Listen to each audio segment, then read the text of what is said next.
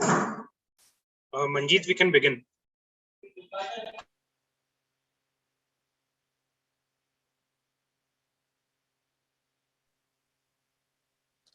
Manjeet, you are not audible. Security is the essential roadblock to achieving the roadmap to peace. A very warm good afternoon to everyone. I, Manjeet Singh Jat, the moderator of the session on the behalf of Department of Law, Prestige Institute of Management and Research, Indore, would like to welcome our esteemed guest, Dr. Raghav Sharma sir, respected faculty and all dear students.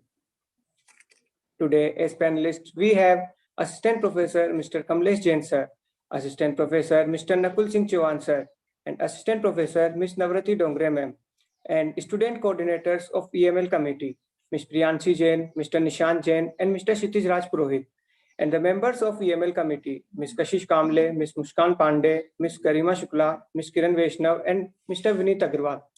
It's my great honor to welcome our guest, Dr. Raghav Sharma sir. Dr. Raghav Sharma sir is an associate professor and director center for the Afghanistan studies at the School of International Affairs, OP Jindal Global University. Prior to this, he taught at the Good Governance Afghanistan program at the Willy Brandt School of Public Policy, Erfurt, Germany, and worked in humanitarian sector. Sir is also the author of Nation Ethnicity and Conflict in Afghanistan, Political Islam and the Rise of Ethnopolitics from 1992 to 1996. Sir published with peer-reviewed journals on Afghanistan and occasionally contributes to media commentaries as well. Sir holds doctoral degree in political science with a specialization in conflict studies from the Willy Brandt School of Public Policy and a graduate degree in history from St. Stephen's College, University of Delhi, and in international relations and European studies from Central European University, Budapest. If any of you want to ask questions during the session, you can write it in Q&A box or chat box. Now, I request Sir to kindly take over the session on Taliban 2.0, local perceptions, regional challenges, and implications. Over to you, sir.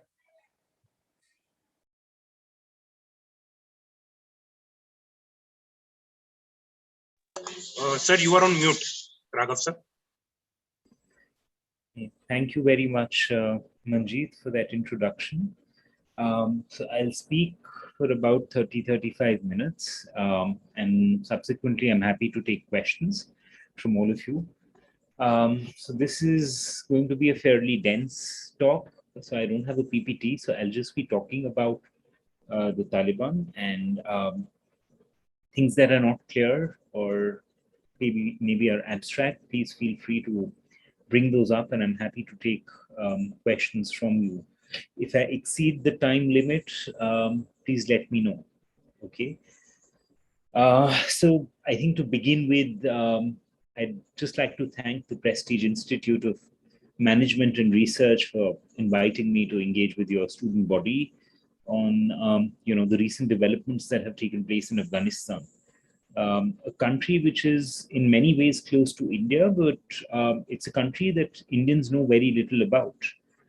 So much of the knowledge production, not just in Afghanistan, but a lot of it on our neighborhood is dominated by scholars from outside the region.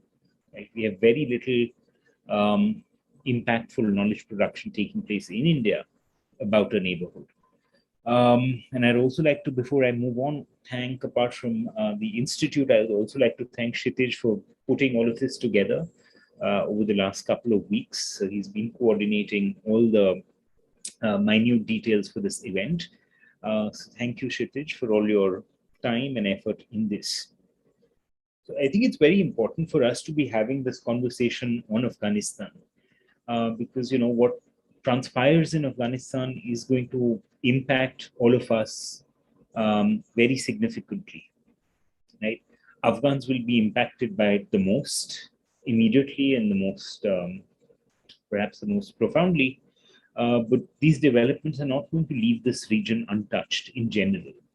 So I think particularly as students who are engaged in the field of law and in the field of social sciences in general, I would encourage you to invite scholars, not just from India, but from the region, from Afghanistan. In particular, if you want to talk about Afghanistan, so that you are able to get a sense of how is it that Afghans perceive what's going on. And that's true for most of our neighboring countries. It's very important to have a dialogue with academics, with students um, across borders, so to speak, right?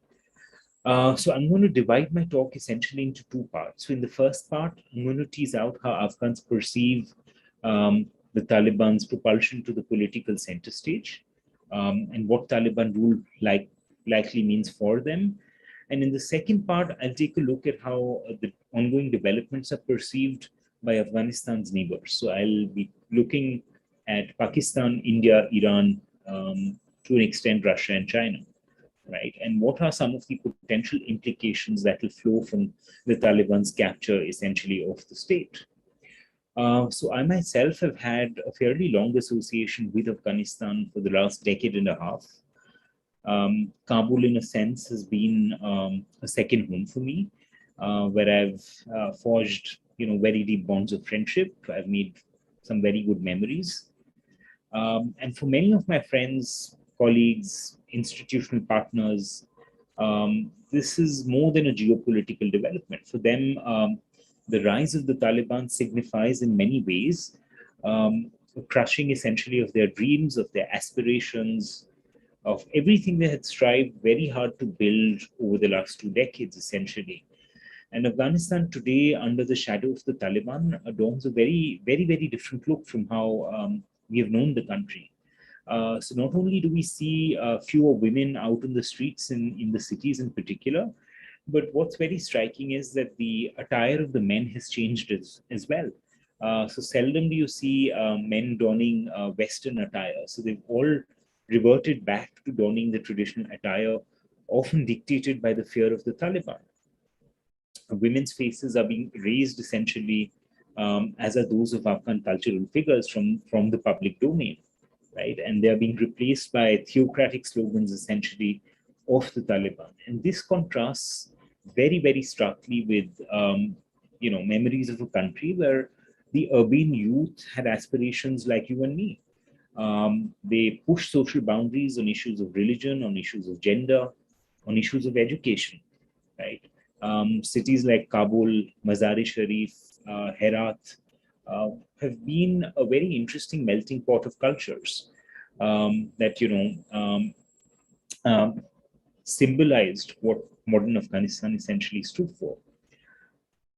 Even in the countryside, we've seen fairly impressive strides in health and education, two sectors I myself have worked very closely with in Afghanistan.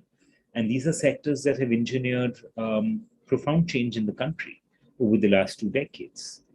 This, of course, contrasts with another ugly reality of Afghanistan, which is that Afghanistan is a country that has also struggled a lot to reconcile with its very, very turbulent past. All that has transpired over the last 43 years of conflict, all of that has not really been acknowledged fully in the Afghan setting. So very often, people who were victims under one regime became perpetrators under the next, and vice versa. So Afghanistan has not had an honest confrontation with its past turbulent history of the last 4 decades. The last 2 decades in Afghanistan have seen progress on the one hand, but that progress has been patchy. It's been characterized by the persistence of the so-called expat bubbles in Afghanistan. It's been characterized by the rise of palatial mansions, SUVs of the Afghan elite, all of which made for a very jarring contrast with the everyday lived experiences of ordinary Afghans, where many of them struggled to make ends meet.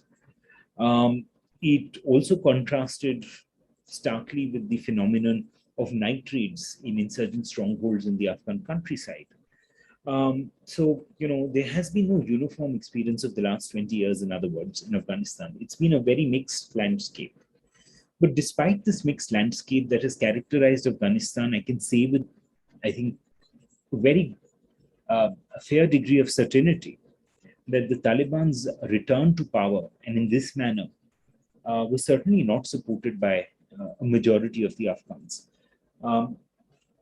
Public memory tends to be very short But one shouldn't forget that, just a few weeks prior to the Taliban launching their assault across Afghanistan, Afghanistan's skies resonated with calls of Allah Akbar, or God is great, essentially in support of the Afghan National Security Forces against the Taliban, right? Most Afghans see the Taliban takeover as quote unquote a victory for the generals in Rawalpindi, uh, who were enabled essentially by a political system that had been hollowed out by corruption, a political system that lacked leadership, and above all, an American betrayal. The last reason is very significant because we've been hearing very often from the White House, Joe Biden and others, talk about how the Afghans didn't fight, which is a disingenuous argument to make, largely because, and you should perhaps appreciate this better as lawyers, the facts don't bear out by what Biden has been asserting, right? The Afghans have been losing soldiers. I mean, Americans lost about 2,500 soldiers in 20 years. Afghans have been losing between 2,500 to 3,000 soldiers every year over the last 2 decades. So this, amongst other things, betrays the whole discourse that was being spun in the White House to cover up for all the goof-ups that took place as America disengaged from Afghanistan. The fact that Afghans have not received Taliban rule well has also been on display through the fact that across the country there have been protests taking place, not just in cities like Kabul and Herat and Mazar-e-Sharif, but in far-flung provinces like Kandahar, which is the spiritual heartland of the Taliban, Bamiyan, Badakhshan in the far north, right?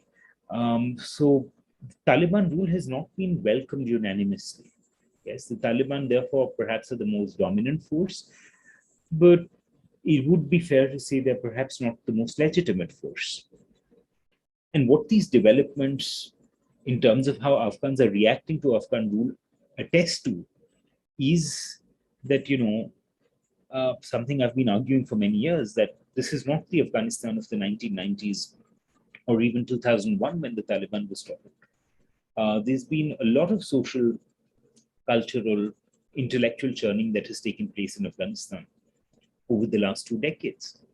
And this is reflected in the tremendous challenge that the Taliban have been confronted with, not just in the form of a military resistance to the Taliban that was taking root in Panjshir before it was smashed, but more importantly, in the passive resistance that we've seen in the form of protests, where women have been protesting against the Taliban, and the Taliban have actually gone on record to say that they're afraid of women protesters in Afghanistan.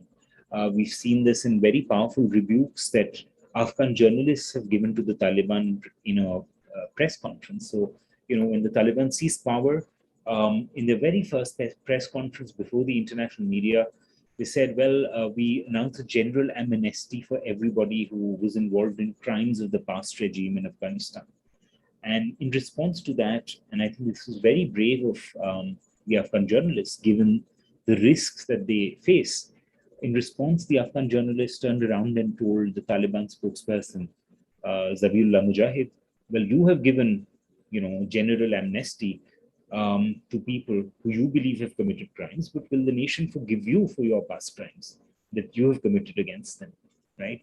And he practically didn't have an answer for that. It's hard for us to think about our journalists posing such hard questions to our politicians today.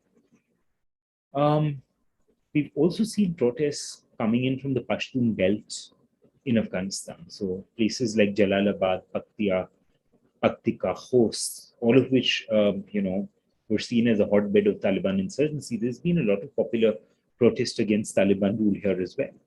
And what all of this does underscore is the fact that, the Taliban perhaps are the most dominant force, but not necessarily the most legitimate force in the country, right? And that Afghans do not necessarily welcome the Taliban's ascent to political power in this fashion. In fact, the Taliban have been struggling to negotiate with Afghanistan's changed social realities. They have wrestled for very long with the question of government formation, which was said to be actively mediated by the ISI chief, Faiz Hamid, who had flown in from Rawalpindi to Kabul to negotiate the business of government formation, right? And the fact that the ISI had to send somebody to intervene reveals a lot about the fact that the Taliban is not a monolith. There are a lot of social cleavages within the ranks of the Taliban movement. One of the most prominent cleavages that is there is between, the tribes from the east and the tribes from the south of Afghanistan, who've been struggling over who's going to get what share essentially in the government. The Taliban government, also does not reflect the social heterogeneity that is very characteristic of Afghanistan. So it doesn't include all ethnic, linguistic, sectarian groups, apart from the fact that it doesn't include women. And this throws before the Taliban the challenge of what the French scholar Olivier Roy had referred to as the failure of political Islam. That is, would the Taliban be able to overcome the famous failure of political Islam? That is, would political Islam be able to negotiate with societal cleavages that exist? And that is something that remains to be seen. So far, the Taliban seem to be failing very spectacularly in dealing with societal heterogeneity in Afghanistan, right?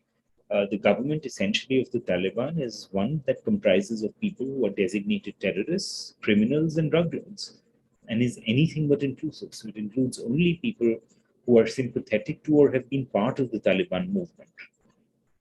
Now, apart from the questions of political legitimacy and the fact that the Taliban are not necessarily perceived as the most legitimate force, there are other very profound challenges that the Taliban confront within Afghanistan.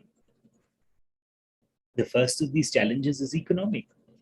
The country is facing profound economic duress.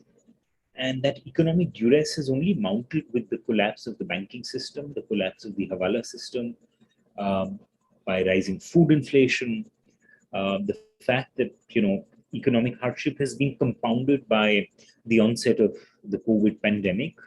The country is facing a very tough drought here. So all of this makes the economic challenge at hand very, very telling. And so far, there's been very little indication that they'll be able to deal with this. The freezing of Afghan assets by the American government, about $9.5 billion of assets in the US, has only added to the economic duress in Afghanistan.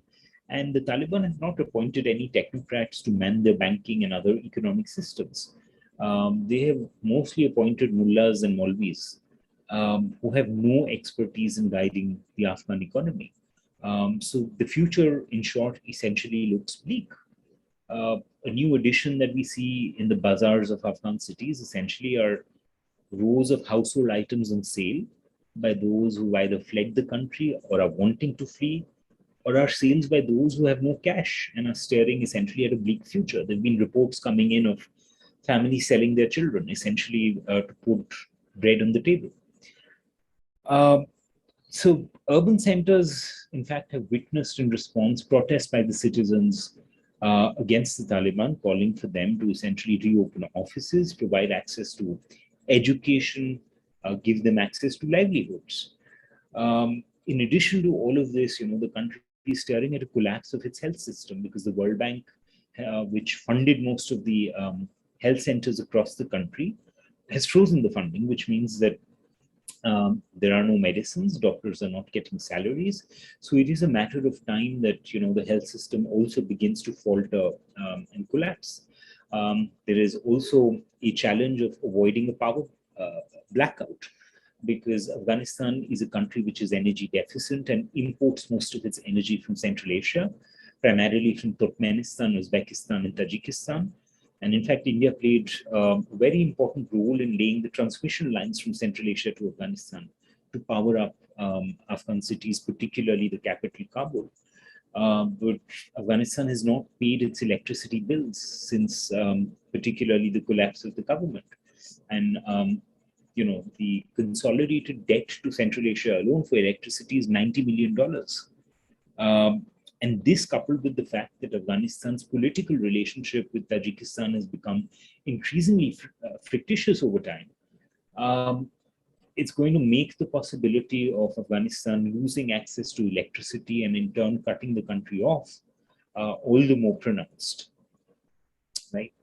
We've also seen in response to the Taliban rule, the exodus of a very large chunk of the country's youth, educated and skilled youth.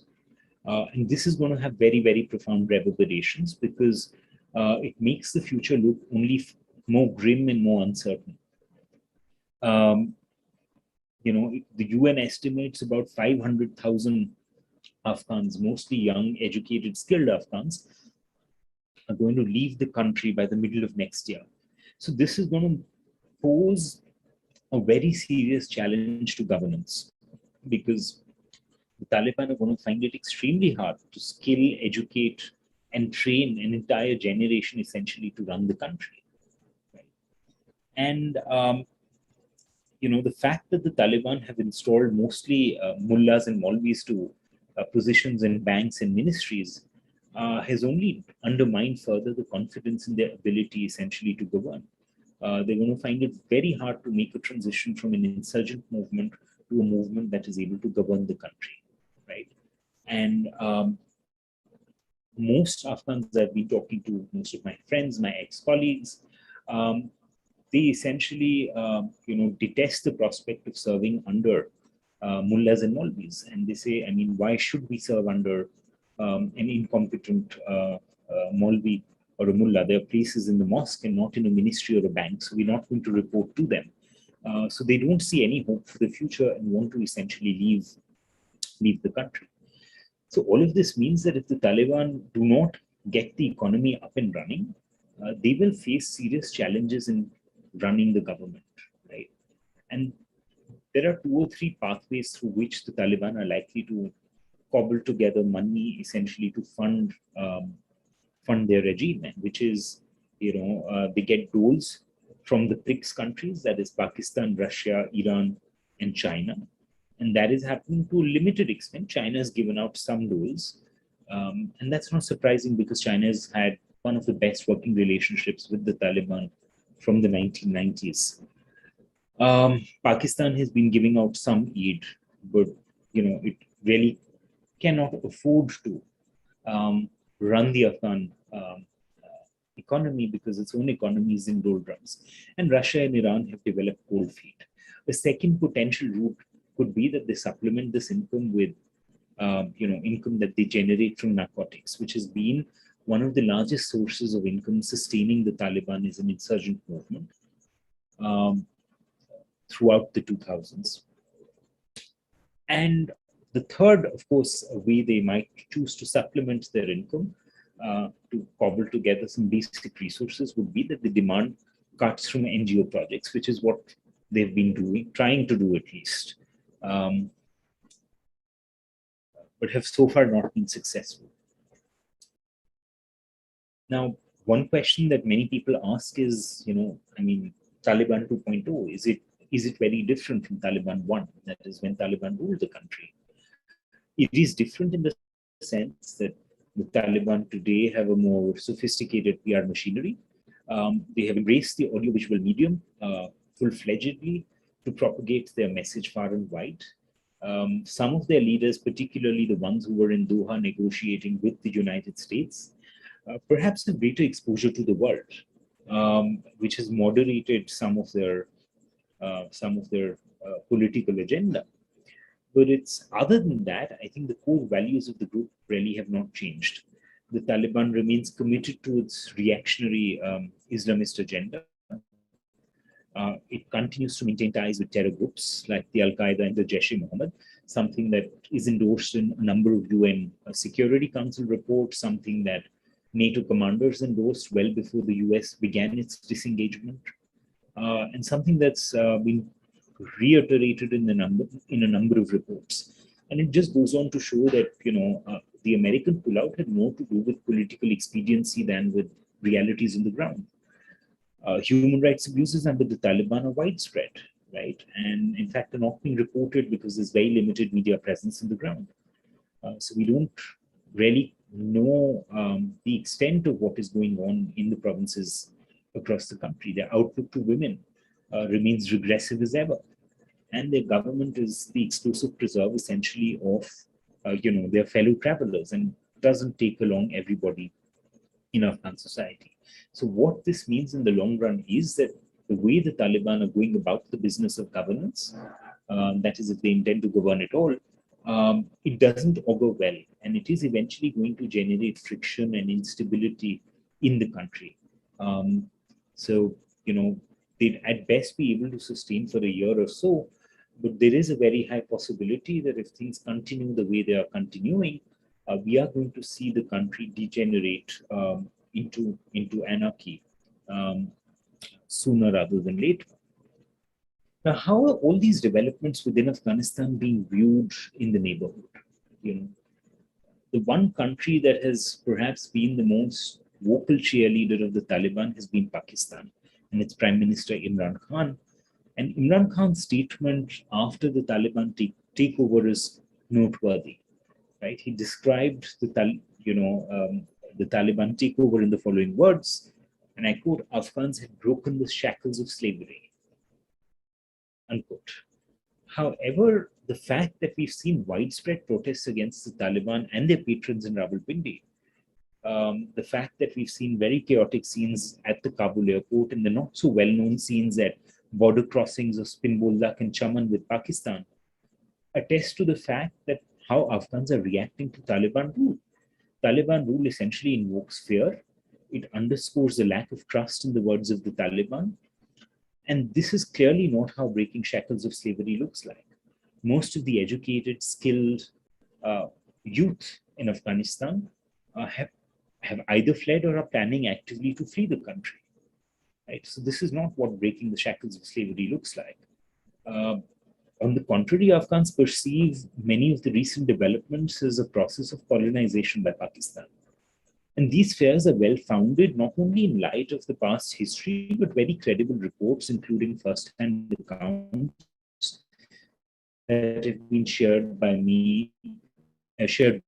me by many of my friends and colleagues and students of people essentially being right. And the UN, has largely, unfortunately, been a mute spectator to the unfolding developments. And this is really going to, spell a lot of trouble for the country, I think, in the long run and for the region in general. However, Pakistan's belief that it has emerged victorious. This victory is what, Ambassador Hussein Haqqani, I think, very rightly described as a Pyrrhic victory. That is a victory which comes at a great price. Because this is a victory that is going to allow a range of reactionary Islamist groups to acquire reverse strategic depth in Pakistan. And with India essentially now being eased out of Afghanistan, this also shatters the myth that has been peddled by the generals in Rawalpindi that there are 20 plus Indian consulates which were spawning terror in Pakistan, that is supporting the Balochistan insurgency, supporting the Tehrik-e-Taliban in Pakistan, supporting even the Daesh in Pakistan. That myth essentially, is going to be brutally exposed. Now, one of the first things that the Taliban did essentially after they captured most major Afghan cities was that they ended up freeing thousands of Islamists who were held in Afghanistan's high security jails, such as the jails at Bagram, the jails at Pule-Charkhi, both on the outskirts of Kabul. And, according to most jihadi social media accounts, many Tehrik-e-Taliban Pakistan members were freed. Amongst them was a leader called Fakir Muhammad, who was a former deputy emir of the TTP. Nur Wali Masood, who was the emir or the leader of the TTP in Pakistan, soon after the Taliban capture, declared his oath of allegiance to the Taliban's Islamic Emirate in Afghanistan. And he described, Taliban's victory as historic and blessed. And ever since the Taliban capture of power on the 15th of August, what we've seen is that there has been a almost secular increase in the attacks that the TTP have been carrying out and claiming against the Pakistani security forces, right? In fact, we've seen the Tehrik-e-Taliban Pakistan not only attack the Pakistani army and the frontier corps in Pakistan, but it's also been issuing, threats to residents in areas like Miransha and North Waziristan, warning them against playing music. It's been issuing dictates not to allow women to leave homes without a male guardian. They've issued warnings to media outlets to give favorable coverage to their activities in the region. So what all of this does show is that there is an inherent connection between what has taken place in Afghanistan and its spillover effect into Pakistan. So we're already seeing signs of heightened militant activity in Pakistan, which eventually is likely to foster instability in Pakistan and subsequently the region. And Pakistan itself has acknowledged, in fact, recently that they're engaged in negotiations with the Tehrik-e-Taliban Pakistan. Now, what's very interesting is that Pakistan's Pyrrhic victory has been cheered on by its all-weather ally Beijing. And Beijing, we must remember, has consistently maintained excellent working relationship with the Taliban from the 1990s. In fact, China was the only country whose ambassador, only non-Islam country, whose ambassador actually met Mullah Omar in, I think, 99. Beijing and the Taliban, both of whom are ideologically very dogmatic, both of whom are autocratic players, are happy essentially to get into bed with each other. In the hope, Beijing hopes that this is going to prevent a spillover into their troubled province of Xinjiang. Right? It's going to whittle down Beijing's dependence on Rawalpindi to secure their strategic interests. And it will provide stability for Chinese investments in the region at large. And the Taliban essentially believes that this is going to allow them, a greater basket of diplomatic options, particularly with an economically powerful country that is also a veto holding member in the UNSC. So essentially what happens in Xinjiang, they don't care about it, as neither do most other Islamic countries. Moscow also, has thrown its hat in the ring, essentially, driven by a delusion that the Taliban will be effective partners against the Islamic State that has taken roots in Afghanistan. And this pivot of Moscow towards Beijing and Rawalpindi has been characterized by a weakening relationship with India on many fronts, economic and defense. Moscow has also seen growing friction with the United States over a range of issues, ranging from the installation of missile defense shields by George Bush to engineering regime change in the post-Soviet space by funding color revolutions to issues of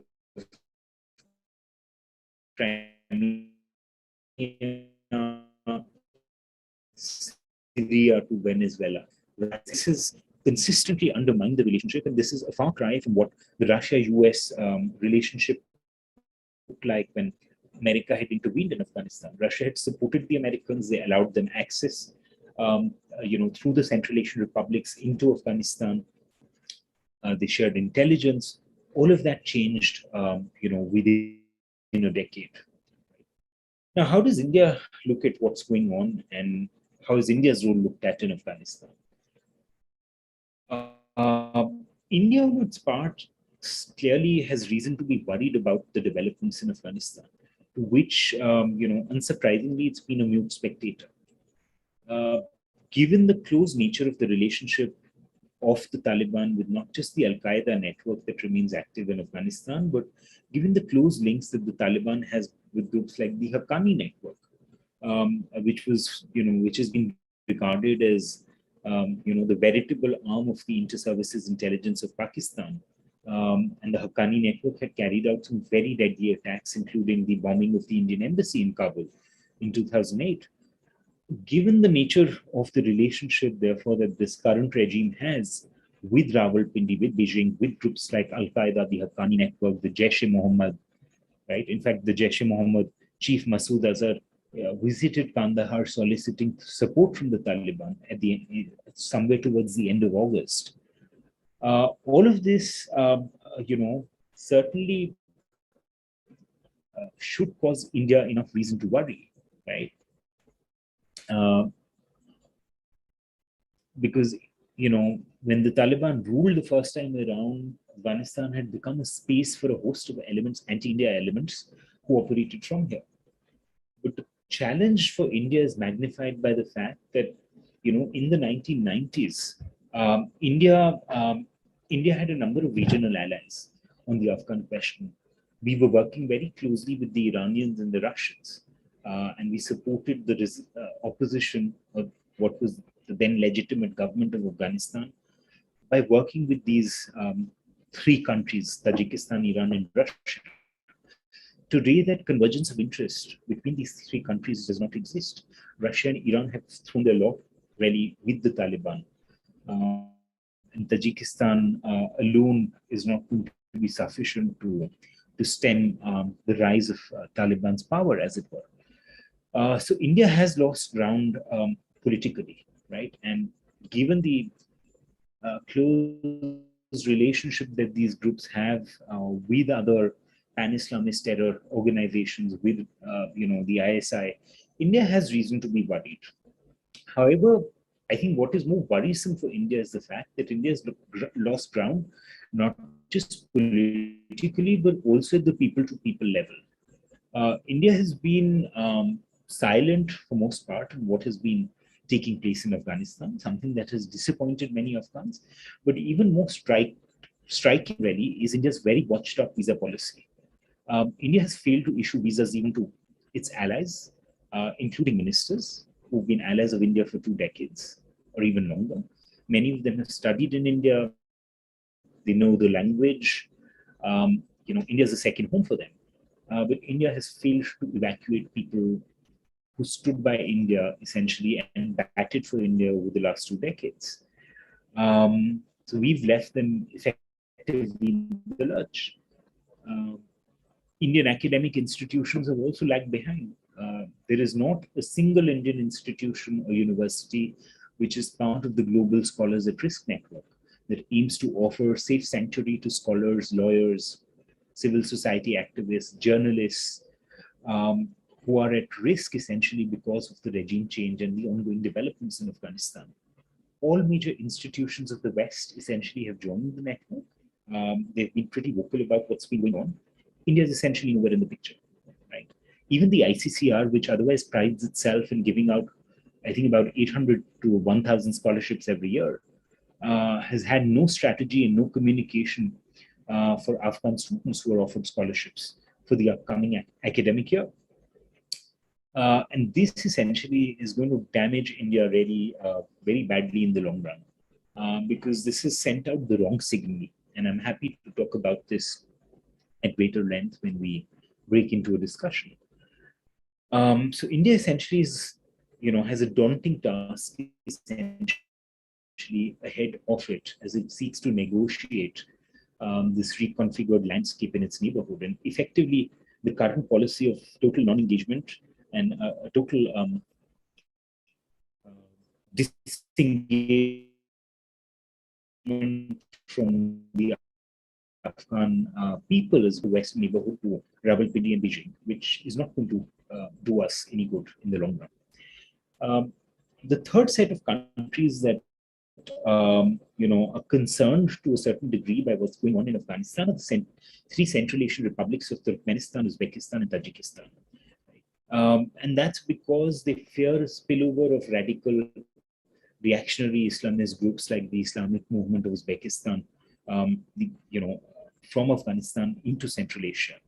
Right? The Central Asian republics are also worried about a spillover of refugees and have in fact done everything in their power to flout, their commitments under the UN Declaration of Human Rights by closing off their borders to refugees. Right? The Uzbeks have been trying to court the Taliban fairly actively in coordination with the Chinese in a bid to secure their interests. The Turkmens have also been doing pretty much the same. The only notable exception has been Tajikistan.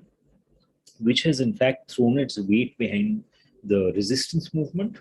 It has refused to recognize the Taliban, and it has amassed 20,000 troops along its 1,400-kilometer border with Afghanistan, and has been conducting military drills on the border to deter the Taliban essentially from attacking, and have been criticizing, the exclusive nature of the Taliban government in Afghanistan. And they have been quite worried about reports that, dissident Tajik Islamists who've been muzzled in Tajikistan have been provided with American-made weapons, American-made, combat gear, and American Humvees that were seized from the Afghan security forces by the Taliban. And they fear that these are going to be used essentially against, the Tajik state by groups that are being backed by the Taliban. So Tajikistan really remains the one notable exception. And India should really consider exploring its options, because India has had relatively good relations with Tajikistan. India apparently also has an air base in Tajikistan, which the government never acknowledges at AIMI. And we can talk more about that later.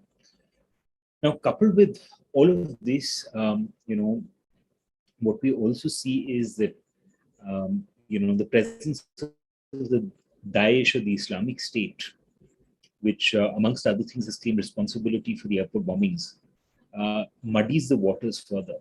Right? It makes the challenge of what is going on in Afghanistan all the more profound, not just for the immediate neighbors of Afghanistan, but also essentially for countries like India. Because let's not forget that, radicalized elements from within Indian society have gone on to join the ranks of the Islamic State in Afghanistan. So in 2018, when an Afghan Sikh Gurudwara was attacked in Kabul, the attackers essentially were of Indian origin.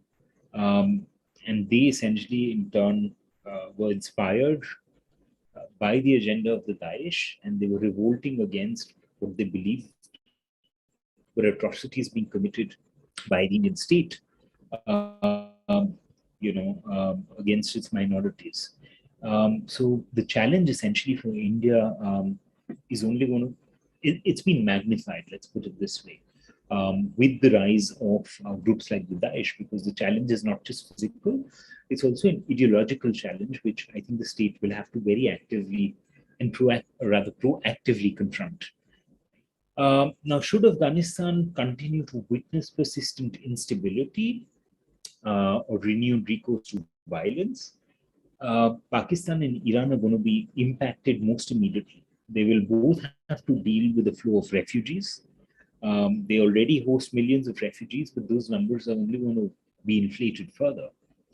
In fact, Iran in particular, in addition to dealing with the refugee burden, now runs the risk of losing its credibility with the Shia Hazara constituency within Afghanistan, because they have not supported the Hazaras against the Taliban since the Taliban has seized power. In fact, Tehran for very long hedged their bets on the Taliban. They provided sanctuary, they provided weapons to the Taliban from as early as 2006, 2007. And this strategy of the Iranians was driven largely in response by the increasingly bellicose policies that were pursued by the political elite in Washington. Right, Tehran felt it was besieged on all fronts. It was, it felt as if the Americans had laid a siege around Iran, both along its border with Iraq as well as Afghanistan, and therefore they were happy to see the Americans getting thrashed nicely in Afghanistan, as opposed to, so they were happy that the Taliban essentially create enough trouble for the Americans and they humiliate them. And that's pretty much what happened. But what they were not prepared for was the fact that, the Taliban are totally going to eclipse the political scene. That has come as a rude shock to the Iranians, right? And to this end, Tehran coordinated its policy on the Taliban with both Moscow, but also with Beijing and Rawalpindi. And the hope was that, many of its proxies within Afghanistan would be accommodated in the new political dispensation that would take shape in Kabul, right? The Taliban also had promised to the Iranians that they will secure their borders, right? So they will stop the flow of, Sunni militants into Iran. They will stem the flow of narcotics, which is a huge issue in Iran. And there'll be a bulwark against groups like the Islamic State. Right? However, the Taliban's actions since they've seized power have belied their public utterances. And Tehran has since developed cold feet towards the Taliban. They have refused to recognize their government. They refuse to attend the swearing-in ceremony. And, they have called for an inclusive government. And the Taliban has issued equally hostile statements towards the Iranians, calling essentially their demands for inclusiveness as being, not genuine because Iran treats its own Sunni minorities very, very poorly. And Iran's challenge is sort of amplified by the fact that, the Taliban's policy towards the Shia Hazaras has been quite unsettling over the last 2 weeks or so.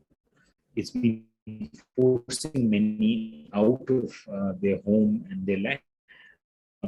Iran already is now risks losing influence over constituencies that are important to it. Afghanistan, in the long run, I think is going to become a magnet for reactionary elements in the region at large. And this is going to pose a challenge to regional stability in the long run, and is not something that will remain confined to Afghanistan. So I think the region at large would have to prepare itself, brace itself for a very uncertain and turbulent period in the months and years ahead. And before I end, I'd just like to draw also attention to how the international community has been reacting to the Taliban's rise to power, as it were. The international community's response has been, largely regarded as disappointing. How things have panned out have dented the whole project of, liberal democracy, rule of law, human rights, all that the West essentially have championed. And this was something that was pretty obvious when the Taliban and the United States signed the very flawed Doha Agreement, which was essentially a cover for America to withdraw its troops and prevent humiliation. Because the Doha Agreement did not make a single mention of either commitment to the rule of law, human rights, women's rights, the Afghan constitution. All of that was essentially thrown out of the window. And the Americans had essentially coerced prisoners, high security prisoners, many of whom were back fighting in the battlefield after they released them. So the Taliban's ascent has really electrified jihadist ranks across Asia, Africa, and the Middle East as well. So it has discredited this whole project of the West. It has electrified jihadist ranks across Asia, Africa, and the Middle East.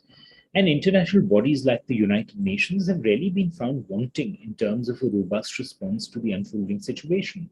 In fact, many members of the international community have jettisoned their responsibility under the UN Charter to provide safe haven to civilians who are seeking refuge from persecution, right? And in the long run, this is going to set a very, very poor precedent. And, many countries that collaborated and, in fact, aided the ascent of the Taliban to power in the belief that the Taliban will function as a bulwark against the Islamic State are most likely going to pay a very, very severe price for harboring this delusion that groups like the Taliban will be allies in the fight against the Islamic State. And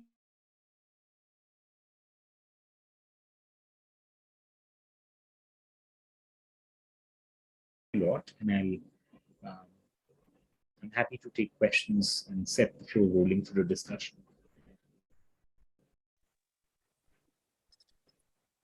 Thank you, sir. Sir, now we will proceed further for Q&A session. Sure. Yes. Those who have questions, they can put in chat box or can ask.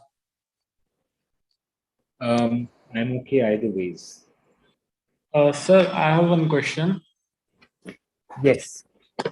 Sir, as you have said that only the Tajikistan is registering the authority of Taliban, and all the other states of Turkmenistan and Kazakhstan, along with China, are kind of supporting the Taliban rule. So, is it a possibility that all this Turkmenistan and Kazakhstan would become under the authority of Taliban, and they would, as you said, that they would be going allies with the fight against the Taliban? You mean the Central Asian states, right?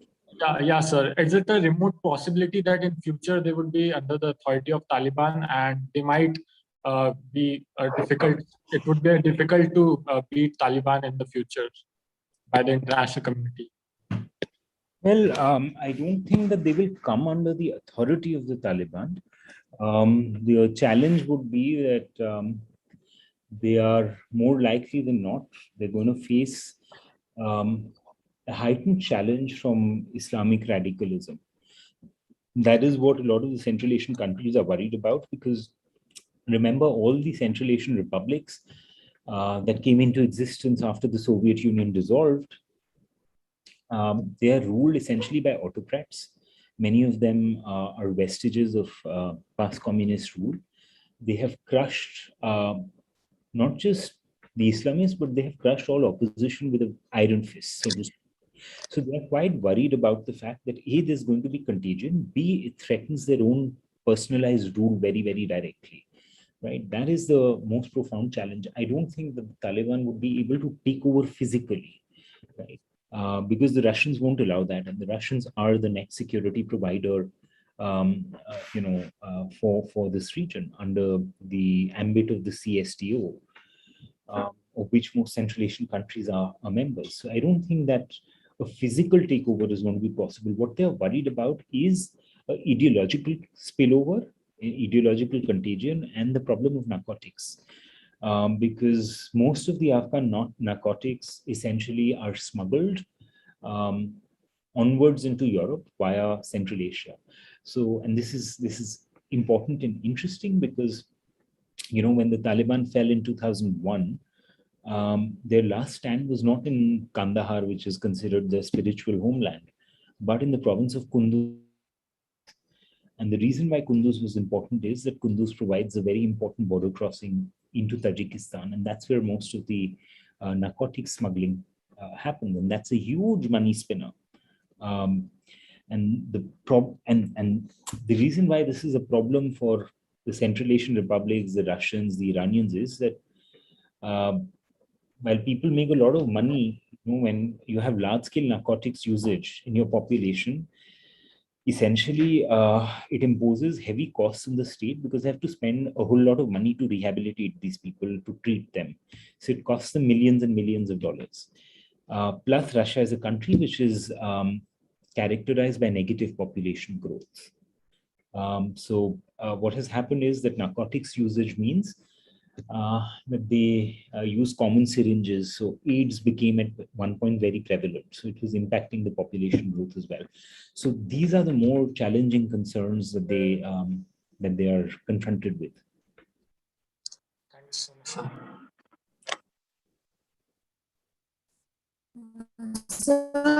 I have one question. Yes. Sir, there is pros and cons of everything. So there are pros and cons of everything. So what are the pros of Taliban takeover, or what can be in future? Well, look, yes, there are pros and cons of everything. I don't think the Taliban takeover has any major pros, except for the fact that, no conflict setting is characterized by a uniform experience, and Afghanistan is no exception. So while on the one hand, as I said, there was a lot of progress on many fronts over the last 20 years. The flip side was that a certain section of the Afghan elite got wealthy and they amassed a lot of wealth. While there was progress in many areas, you had night raids, you had drone attacks, which led to the Americans losing legitimacy among certain sections of the Afghan population. So the only pros are going to be that you'll have an end to those night raids. So some people will probably sleep more peacefully than they had under the previous administration. What the Taliban were famous for when they ruled the first time around was there was no corruption. There was no corruption because essentially, their justice was brutal and instant, right? So if you essentially steal, you lose your hand, right, or a hand and a foot, or if you've committed another sin, you'll probably be stoned to death. So it was brutal, harsh, and instant justice. So essentially, petty crime came down substantially, and petty crime had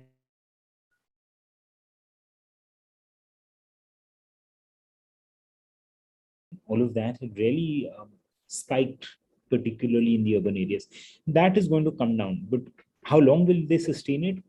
We don't know, because end of the day, when people are driven by hunger, they will do anything, right? So if they can't put food on the table, right, how long will they be able to prevent people from indulging in petty crime? Because even when the Taliban ruled the first time around, yes, all these things came down in public view. But I'll tell you an incident that was narrated to me by a friend from Pakistan who had gone to Kabul to bring back a common colleague's brother who had joined the Taliban. And while he was in Kabul, in the Sharinov Park, it's a big park in the main city, there were women in burqas who were walking around the park, and they were mostly single women. They were soliciting for male customers, and prostitution was forbidden.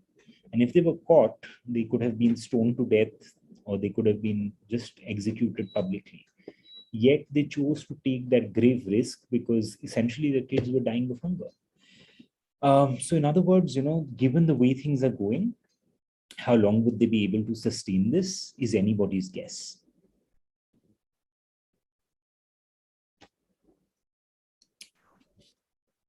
So yes, I think Shraddha has her hand up. So yes, hello, sir.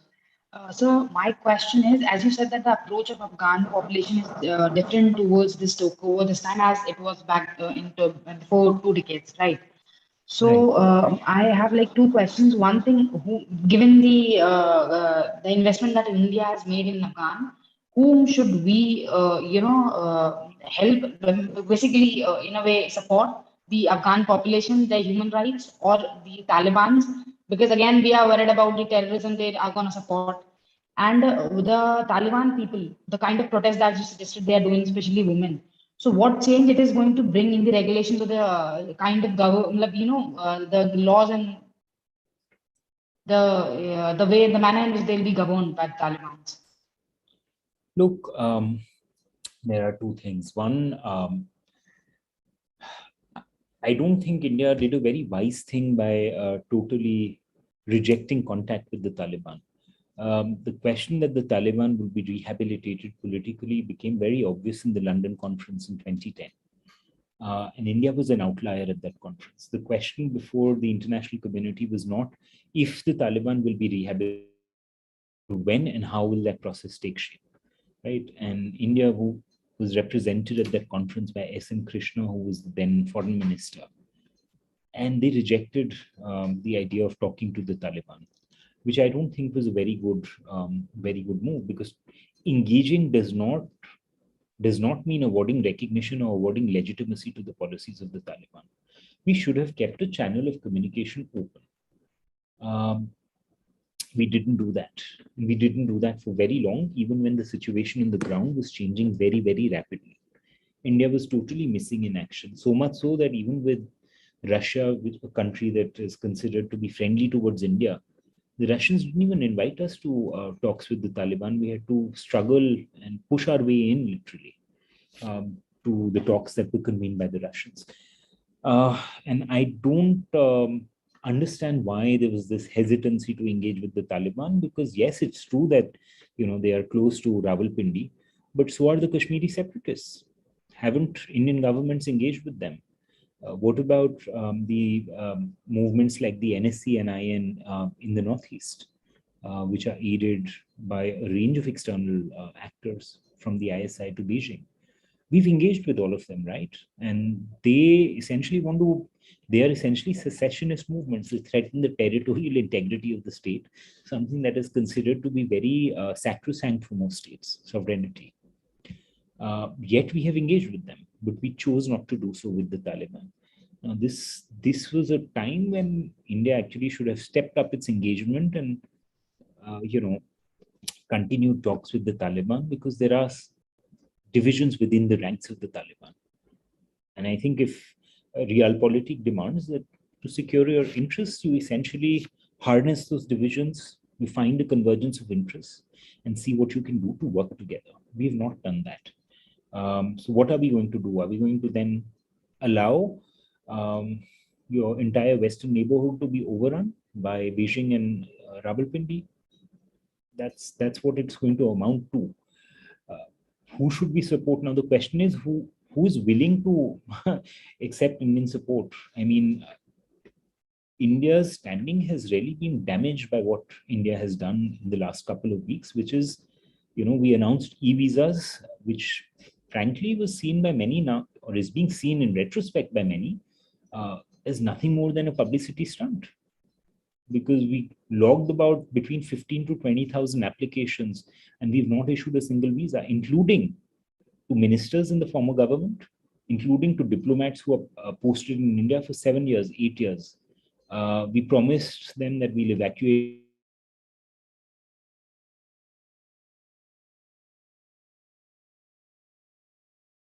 or the persons, but they're stranded in third countries, and many of them now openly say that, I mean, we made a mistake by sort of investing in India. It's a waste of 2 decades, and it's simply not worth it. Even people who are critical of Pakistan, right, including civil society activists who are sharply critical of Pakistan's policies in Afghanistan, have praised Pakistan for the fact that, okay, at least they've assisted us efficiently in getting out and getting into a third country. India's not even done that. So India cuts a very sorry and poor figure. In fact, on the day Kabul fell, and the Indian embassy suddenly closed, like most others, for over a week, we were not even able to issue a communique. In fact, we never issued a proper communique as to what happened to the hundreds of passports that were with the Indian embassy. And people essentially were in a total flux. There was total chaos, and nobody knew where their documents and passports are. So in other words, your allies and your friends are never going to take you seriously if you cannot back them up in an hour of crisis. So we may want to, but who is going to take us seriously if this is the attitude that we have? Sir, there's one question by Ms. Muskan Pandey. What are the immediate key challenges facing the Taliban's emerging government?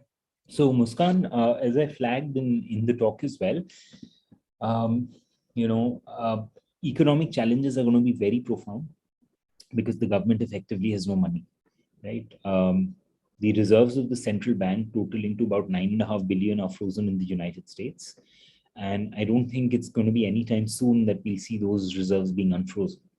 You don't have, the Afghan economy, essentially 60% of the budget came in the form of aid from outside. So what this means is with aid drying up, that share of the budget is effectively wiped off. There's hardly any economic activity to speak of at the moment. So where do you get the money from, right? Who's going to give you doles, right? So economy is going to be the biggest challenge. Second challenge is going to be retaining and continuing to skill Afghans to run and to run the government. How will they do that? Because look at their higher education minister. He effectively says, MAs and PhDs and all of that, they're totally useless, and we can't expect anything from people who've been trained over the last 20 years under the current system. So they don't really have a vision essentially for the future. People are fleeing Afghanistan in very large numbers, right? Particularly the educated and skilled youth. So they're not staying in the country. So what all of this means is that we want to have a huge challenge retaining skilled people. They don't have resources to train people. So all of this effectively means that, it's going to be more and more difficult for the Taliban to go about the business of governance. So governance is the second. Third is the challenge of legitimacy, right? And that challenge is because the government is not inclusive. It doesn't include most other. It's not even fully inclusive of the Pashtuns. Forget the other ethnic groups. It is not inclusive of women. It is also going to face a challenge because on the one hand, the Taliban is trying to project a more watered down image to the international community, but how will they sell it to their own foot soldiers?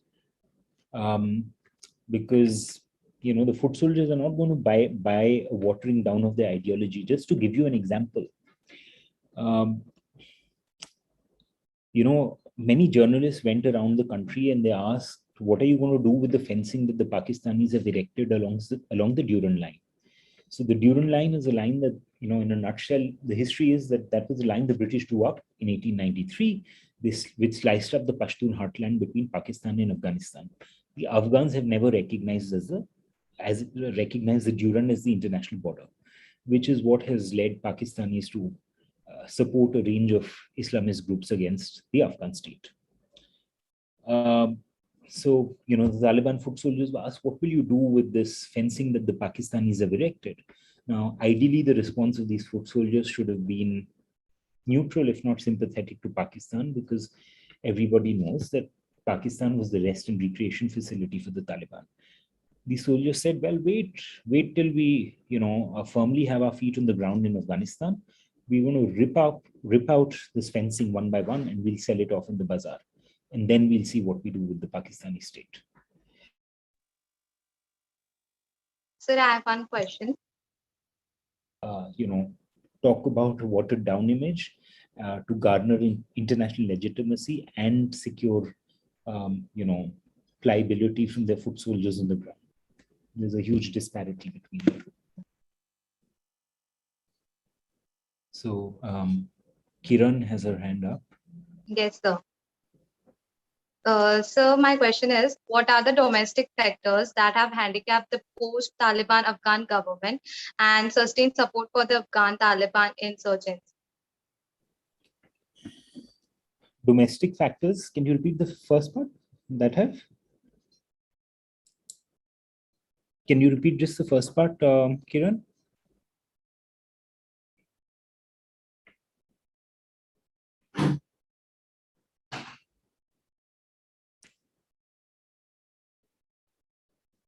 Okay, I didn't get the first part of your question, so you can either. Yes, sir. What are the domestic factors, sir? Factors that have? That have handicapped post-Taliban Afghan government. So domestic factors I've just flagged. These are your economic challenges of legitimacy. These are the main domestic factors confronting the Taliban. So it's a huge crisis. Legitimacy and support for the factors that have sustained support for the Taliban. All insurgent movements, whether it's the Taliban, whether it's insurgent groups operating in J&K, it's never a black and white story. So insurgencies operate because there is always some receptive local niche for them. And in the case of the Taliban, that's no different. So essentially people who've been affected disproportionately by night raids, by drone attacks that the US carried out, people who were disillusioned with the government or targeted unfairly by the previous regime. They did join the ranks of the Taliban, and amongst these people, they've enjoyed some degree of legitimacy. But to what extent is very hard to say, because you effectively don't have much presence of either the independent media or of human rights organizations on the ground in Afghanistan. So there is some degree of support, coupled with the fact that the Taliban also used coercion. The corruption of the previous government, as well as the phenomenon of night raids, certainly contributed in creating a niche for the Taliban to find some local support.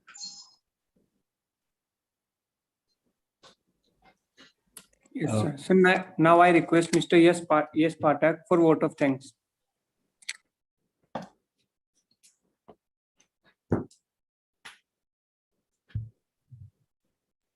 Thank you, Manjeet. Appreciation is a wonderful thing. It makes what is excellent in others belongs to us as well. Thank you, sir. So as we have reached the end of this knowledgeable session, I, Yash Patak, on the behalf of Department of Law, Prestige Institute of Management and Research, Indore, would like to express my sincere gratitude to Dr. Raghav Sharma sir for sparing his valuable time and giving us precious knowledge in abundance.